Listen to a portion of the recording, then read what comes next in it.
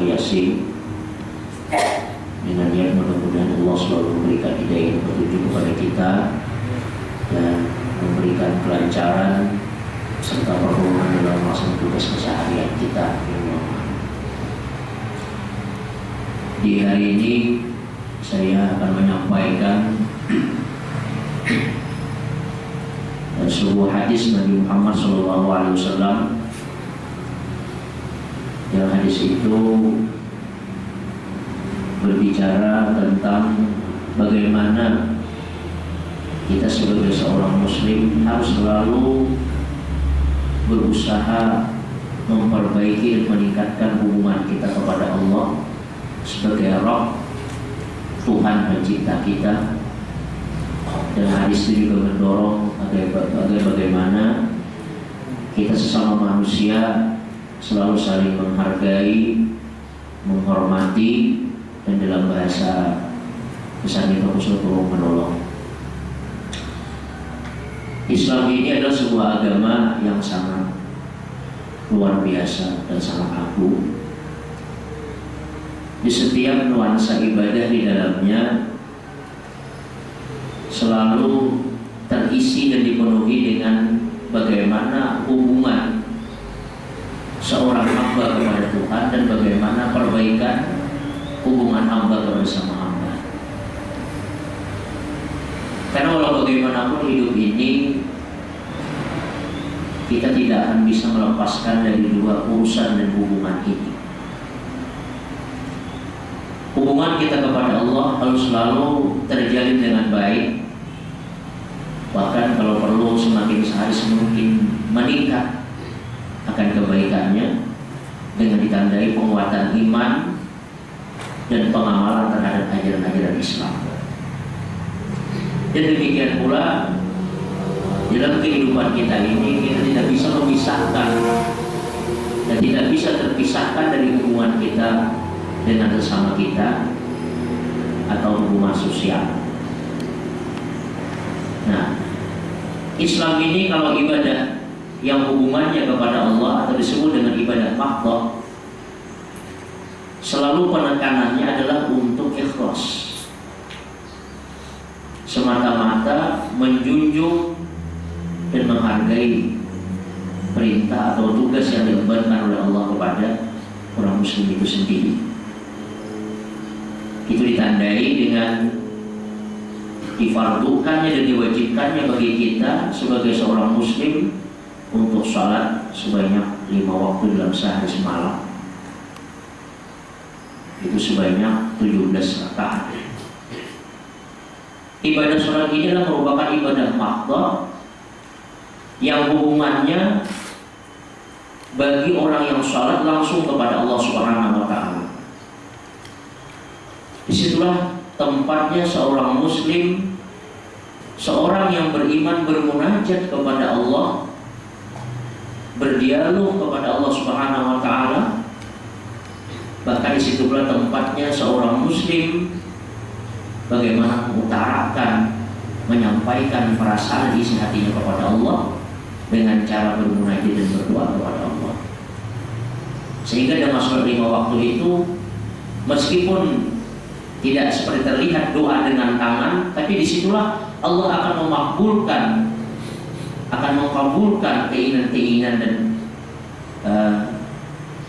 hajat-hajat kita kepada Allah Subhanahu wa taala. Wasta'inu bis-sabri was-shalah. Mintalah kalian pertolongan, mintalah kalian istighosah kepada Allah dengan cara salat.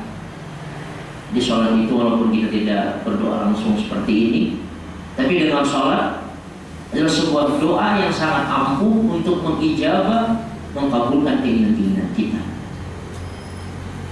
Ista'inu bis-sabri was-shalah, mintalah pertolongan kepada Allah dengan sabar dan sholat.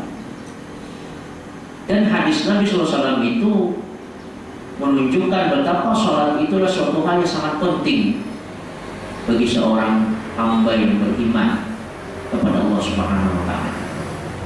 Sampai sholat itu satu-satunya ibadah yang diperintahkan oleh Allah langsung kepada Nabi kita SAW tidak dengan perantara malaikat Jibril. Langsung perintahnya diambil oleh Rasulullah, kehadiran Allah pada ketika peristiwa Mi'raj. Ini yang pertama. Kemudian kalau sholat dalam hadis itu ada kewajiban lagi namanya az-zakat. Nah, zakat inilah gambaran atau satu implementasi yang nampak dalam ajaran Islam bagaimana seseorang muslim itu untuk selalu membuka hubungan kepada sesama manusia atau kepada sesama hamba Allah. Sehingga zakat itu dimasukkan dalam rukun Islam pada rukun yang ketiga. Artinya seorang manusia yang muslim itu setelah dia bisa memperbaiki hubungan kepada Allah, dan dia pun harus bisa selalu memperbaiki, meningkatkan hubungan kepada sama manusia dengan cara zakat. Zakat ini di dalam Islam disebut dengan dua bahasa paling kurang.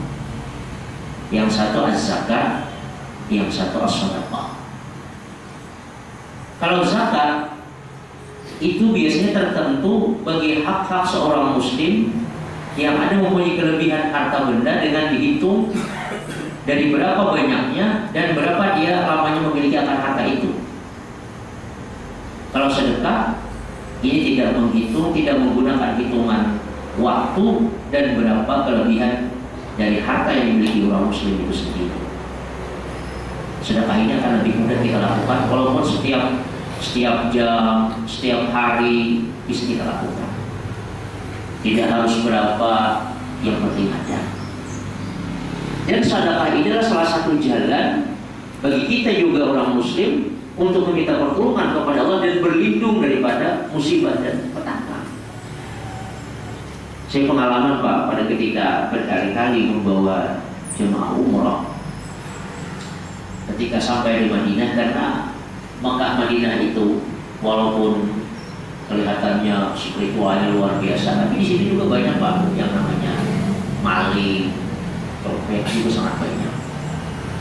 Bahkan jemaah haji itu tiap tahun hampir menjadi terus menjadi korban seperti itu. Jaga diri kita dan keluarga kita dari berbagai macam hal yang tidak kita ingini. As-sadaqatu tanfa'ul bala. Sedekah itu akan pulang daripada musibah. Ini mungkin kita semua bisa lakukan setiap hari Pak.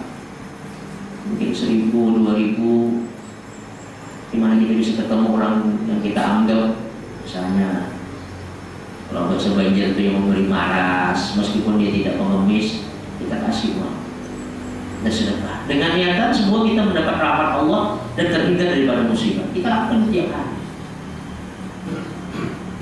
Nah kalau zakat mungkin kita tidak bisa melakukan tiap tahun, bahkan polisi sekalipun mungkin nggak bisa seperti itu karena kadang-kadang gajinya sudah habis. Jadi kita masih punya Kapolres Pak Is Wahyudi, mungkin yang lama di sini masih ingat Pak.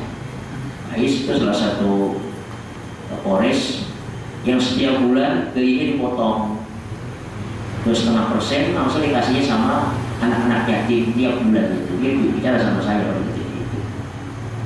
Dia memakai sistem menggunakan zakat provisi namanya. Nah, itu tidak bisa seperti beliau karena memang uang nggak banyak. Saya semua kita ini memang banyak punya uang dan banyak juga yang kurang uang. Saya ini seperti itu. Jadi kita ngaku-ngaku seperti itu Pak ya. Nah, tapi kalau sedekah itu tidak tertentu harus sekian berapa. Lakukan tiap hari. Insya Allah tugas kita akan nyaman, kita dilindungi oleh Allah Subhanahu wa Ta'ala. Bahkan maaf Pak, saya agak bicara seperti pembicaraan saya ini nyeleneh mungkin seperti itu. Ini ilmu orang dari orang dulu Pak. Maling itu biasanya kalau dia selesai nyuri rumah orang, dia buka rumah orang. Kan biasanya orang dulu begini, kalau ada kehilangan, kecurian, biasanya sholat hajat, nah, supaya cepat malingnya ketangkap atau sakit. Kalau orang bahasa Banjar ungkap parutnya itu. Mereka ada satu punya ilmu Pak. Setelah mereka nyuri, mereka sedekah dan hasil curian itu.